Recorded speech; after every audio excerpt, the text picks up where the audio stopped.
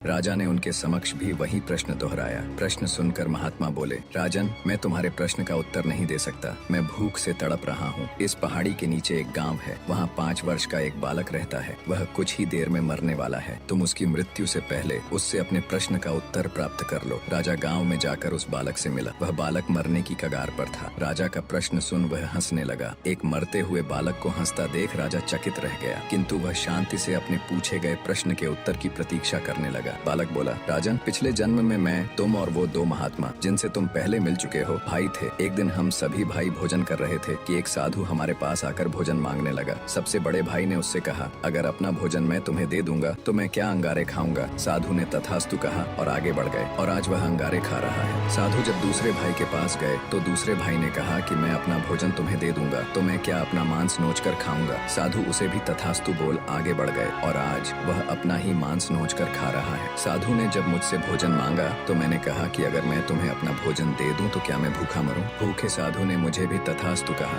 और आज मैं मरने की कगार पर हूं, किंतु तुमने दया दिखाते हुए उस भूखे साधु को अपना भोजन दे दिया, जिससे खुश हो साधु ने तुम्हें राजा बनने का आशीर्वाद दिया। उस पुण्य का ही प्रताप है कि इस जन्म में तुम राजा बने। इतना कहकर बालक मृत्यु को प्राप्त हो गया। राजा को अपने प्रश्न का उत्तर मिल चुका था। वह अपने राज्य की ओर चल पड़ा। निष्कर्ष, अच्छे कर्म का अच्छा फल मिलता है, इसलिए सदा सत्कर्म करो और जहाँ तक संभव हो दूसरों की सहायता करो।